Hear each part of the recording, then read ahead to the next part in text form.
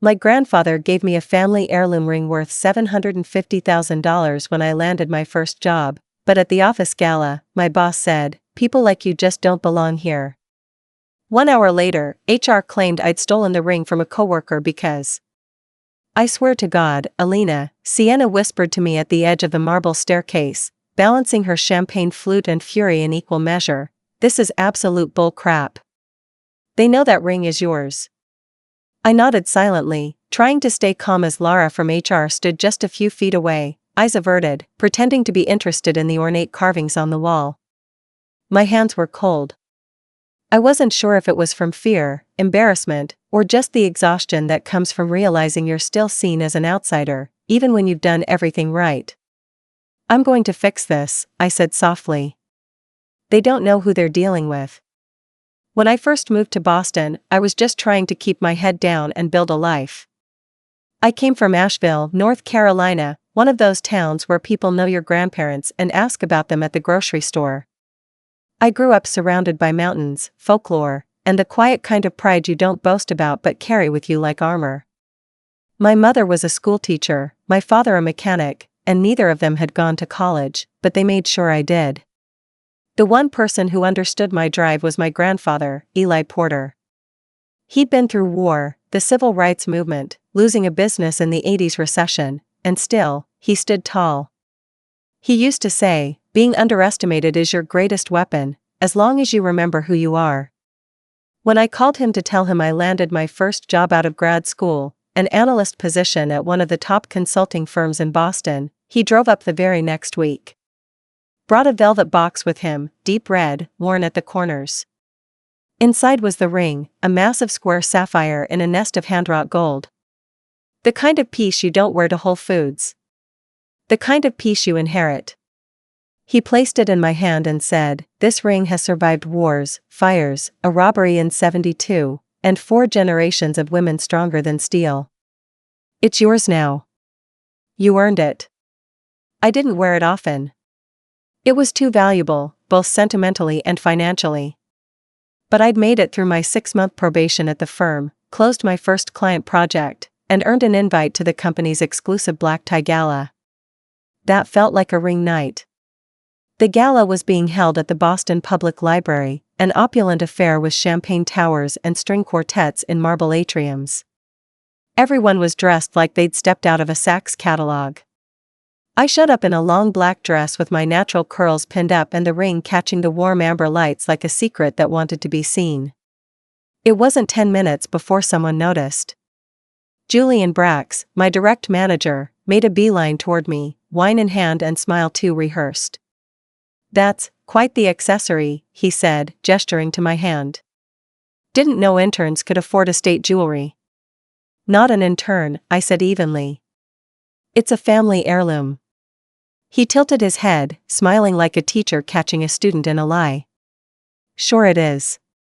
I didn't rise to it. I just smiled, turned, and walked away. I'd heard whispers before. About how Julian had a habit of weeding out the ones who didn't fit his ideal team mold, those who didn't come from Ivy League schools, or looked out of place among the Brooks Brothers suits. Still, I didn't think much of it. Until an hour later. I was near the dessert table when Lara from HR and another guy I didn't recognize approached me. Calm but serious. "Alina, can we talk in private for a moment?" They led me to a side room, one of those smaller reading rooms off the main corridor, all dark wood and ancient portraits, and closed the door. Then the accusation dropped. "We received a report," Lara said slowly, "that you may have taken a ring belonging to another employee." My brain didn't process the words at first. "Excuse me?" "A ring. A sapphire, apparently quite large. One of your coworkers noticed it on your hand tonight and claimed it went missing from her hotel room earlier today." I looked down at my hand, then back at her. "This ring has been in my family for over 100 years. My grandfather gave it to me." "Do you have any proof of that?" the man with her asked. "Not with me," I said. "But I can get it." "Until that's resolved," he said, "we're going to need to take possession of the ring, just to be safe." Just to be safe. They took it. right out of my hand, like I was some kind of criminal. I left that night with my heart burning and my hands trembling. The Uber ride back to my apartment was silent. I stared at my empty fingers the whole way, running over every detail, trying to figure out who could have said something like that. Who would have known the ring existed? Who would have wanted me gone? I called my grandfather the next morning. Told him everything. He didn't shout. He didn't even sound surprised. Just disappointed. Like this was one more battle he hadn't wanted me to fight. Call Leon, he said. You know your cousin at the Historical Society. He's got everything you need. Documents. Photos. The works. We've kept that ring's paper trail tighter than a safe. Within 24 hours, I had notarized appraisals, photographs from the 1940s, and even a 1991 insurance claim after an attempted robbery at my grandparents' house. All under the Porter family name. And then I got Ruth. Ruth Villarreal had once represented my aunt in a nasty real estate case. She wasn't just a lawyer, she was a one-woman army. When I explained what happened, she didn't even blink. They accused you of theft at a company event, removed your property without a warrant, and humiliated you publicly? Oh, we're not just sending emails, sweetheart. We're going to make sure they choke on that apology. She contacted HR, the firm's legal team, and even the board. Laid everything out. Told them if they didn't return the ring within 48 hours and issue a written retraction of the accusation, we were suing for defamation, emotional distress, and wrongful targeting. They folded faster than bad poker players. But it didn't end there.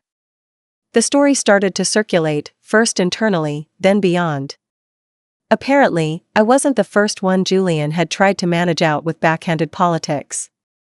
3 other employees reached out privately to share their own stories, misplaced files, unfair evaluations, subtle jabs about appearance and background. One woman, senior to me, said she'd once been told in a quarterly review that she was not quite the firm's image. Whatever that meant. I kept quiet publicly, for now. But I wasn't letting this disappear. Not again. The fallout didn't come like a tidal wave, it came like a slow leak. Quiet emails. Odd silences at the Monday Zoom meetings. Slack channels that used to buzz with conversations suddenly felt sterile when I logged on. People who used to casually say hi at the espresso machine in the office now kept their eyes glued to their phones when I passed by. Julian didn't get suspended immediately. Callahan Hyde was the kind of place where partners protected each other with layers of plausible deniability. But there were shifts, subtle at first. His name stopped appearing on internal project rosters. His calls to clients were suddenly handled by others. I heard from a friend in accounting that he'd been asked to take a little time away to focus on personal matters. I never saw Sasha Ray, the woman who reported the alleged theft, again after that night. Word was, she quietly resigned. No apology. No explanation. HR said she'd acted in good faith based on a misunderstanding. That was it. But I couldn't stop thinking about that night. The way Lara had looked at me. The hesitancy in her voice when she spoke. Like she didn't want to do it, but someone else had already set it in motion. Maybe it wasn't just Sasha. Maybe it was more orchestrated than that. I'd seen enough political maneuvering in the short time I'd worked there to know how easy it was to plant a rumor and let it rot someone from the inside out. Still, I kept showing up. I worked twice as hard. Delivered projects early. Kept receipts for everything. No one would ever accuse me of anything again, not without evidence strong enough to break a mountain. Then, about 3 weeks after the gala, something unexpected happened. I got an email from the regional managing director. He wanted to touch base over coffee. Just him and me. At first, I thought it was about damage control. Maybe they wanted to do some PR cleanup before things went public. But when I met him at a small cafe 2 blocks from the office, neutral ground, I noted, he surprised me. He was older, sharp-eyed, the kind of man who dressed modestly but whose watch alone probably cost a year of my rent. Alina, he said, after we'd exchanged pleasantries. I want to talk to you about what happened at the gala. I stayed silent, letting him speak first. I've reviewed the case. I've spoken with HR, legal, even some of your colleagues. He paused. What happened should not have happened. It was a serious error in judgment, on multiple levels. I nodded slowly. Still listening. We're planning to implement a new review process for internal incident reporting, he continued. Bias training. Some staffing changes. There it was. The veiled reference. No names. No specifics. Just enough for me to know something was happening behind the scenes. And we'd like to offer you a promotion, he added, placing a folder on the table. Project lead on the Elm Grove account. It's not just a step up in title, it comes with full autonomy, your own team, and a pay bump. I didn't touch the folder. You think a title makes this right? I asked. He leaned back, hands steepled. No. I think it's a start. A recognition of the fact that you were wronged. And a statement, internally, that we value your place here. The word place lingered in the air. That was what this had all been about, wasn't it? Where people think you belong. And who gets to decide that? I took the folder. Told him I'd think about it. Later that night, I sat on my couch with the folder unopened, a cup of mint tea growing cold beside me, and my grandfather's ring once again back on my finger, resting like a weight and a reminder both. I kept going over it all, the gala, the accusations, the careful way people had started to pretend it had never happened. I still hadn't told most people in my life the full story. My roommate, Lena, knew. My cousin Leon. My lawyer, Ruth, obviously. But I hadn't posted anything online. Not yet. But then I started getting messages. First from someone who worked in HR at another firm. She'd read between the lines of a post I'd made on a private women in tech group.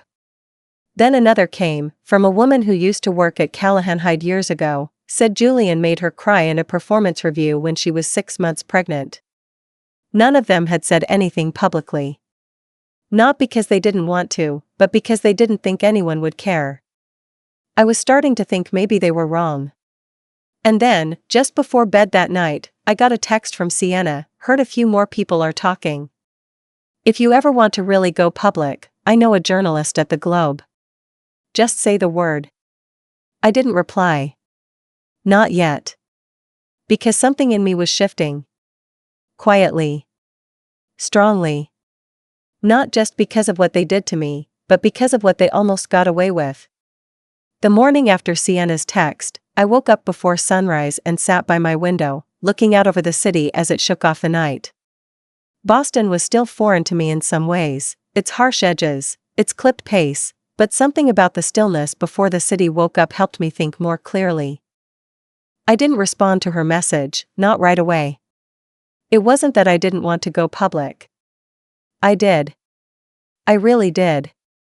But this wasn't just about revenge or even justice anymore, it was about power.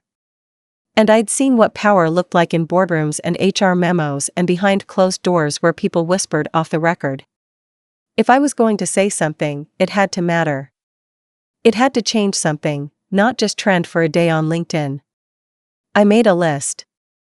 Pros, cons, risks, outcomes. It felt cold, but it helped. That's what analysts do, we build models, we test scenarios. I mapped out what going public might mean. Not just for me, but for others. Who might step forward? Who might stay silent? Who might turn on me? But the thing that kept nagging at me was how quickly they'd tried to shove it all under the rug. Julian was still on leave. HR never followed up with me after returning the ring. No apology. Not even a written acknowledgement. Just silence, as if that would wash it all away. And that silence? It was loud. A week after the cafe meeting with the regional director, I got another surprise. Ruth called me at 6:40 p.m., after office hours, which meant it was important. I got a call, she said. From someone in legal at Callahan Hyde. They're drafting a formal agreement for a settlement. Settlement? I repeated. They want to pay me off? No, she said slowly, not in those words. They want to offer a resolution package, promotion, relocation support, pay raise, optional internal investigation into misconduct, basically everything short of admitting fault. I let out a breath. And if I decline? They know you might go public. My guess? They're hoping you'll take the deal and disappear quietly. It's clean. Safe. For them. Ruth wasn't pressuring me. She never did. She was the type of lawyer who laid out facts like playing cards, no judgment, just strategy. They want a non-disclosure, too, she added. Standard for cases like this. It would keep you from discussing details of the incident. Forever. That stuck in my throat. Forever. No closure. No healing. Just silence with a dollar sign on it. That night, I walked the Charles River Esplanade alone. I needed air. Needed to feel like I still had choices. I passed runners, dog walkers, even a street violinist playing something soft and aching. And I thought about all the women, especially women of color, who never got their ring back. Who got pushed out, whispered about, forgotten. The world was full of rooms like Callahan Hyde. Rooms where you had to justify your presence over and over, while others coasted on assumptions and privilege. It wasn't just about the ring anymore. It was about how quickly your truth could be erased if it didn't fit someone else's story. When I got home, there was a new email in my inbox. Subject: Ring investigation, internal HR records from Confidential Alina. I don't know who you can trust at the firm anymore, but I thought you should know. This wasn't just Sasha's idea. I overheard a meeting 3 days before the gala where Julian asked HR what protocol would look like if someone brought a suspicious asset into a company event. I think they planned this. I can't reveal who I am yet. But if you go public, I'll back you. A friend. I sat back, heart thudding. Cold. Calculated. It had been orchestrated. That changed everything. This wasn't just an accusation made in haste, it was premeditated. A setup. Someone, somewhere, had looked at me and decided I was expendable. That they could paint me as a thief, a fraud, a problem, and make me disappear before I ever became inconvenient. I stared at the email for a long time. Then I started writing. I didn't go to the media. Not yet. I opened a blank document and just wrote. Every detail. Every date. Every look. I wrote it like a story, not for clicks, not for sympathy, but because I needed to put it somewhere outside of me. Somewhere permanent. I didn't sleep that night.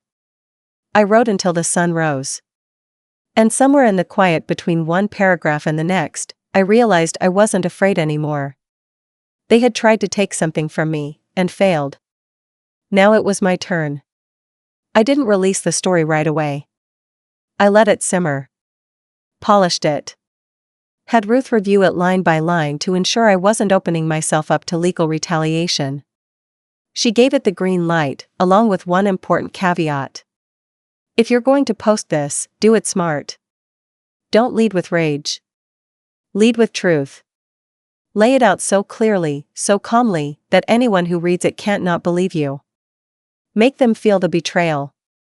And that's what I did. The story went live on a Sunday afternoon. I posted it anonymously on a professional networking site, one known for whistleblower stories.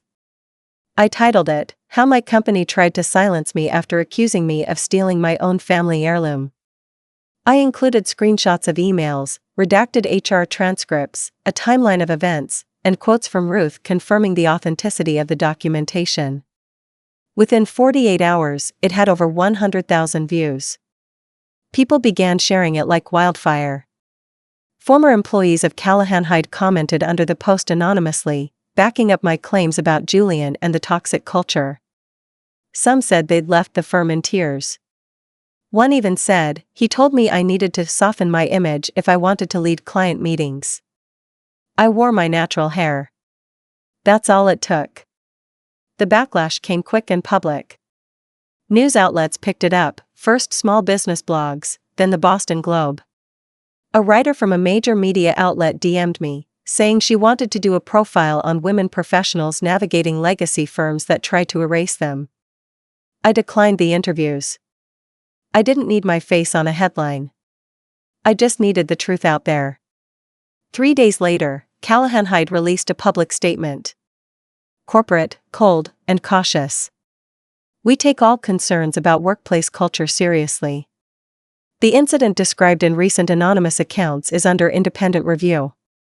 We do not tolerate discrimination, and we are committed to ensuring all employees feel respected and valued.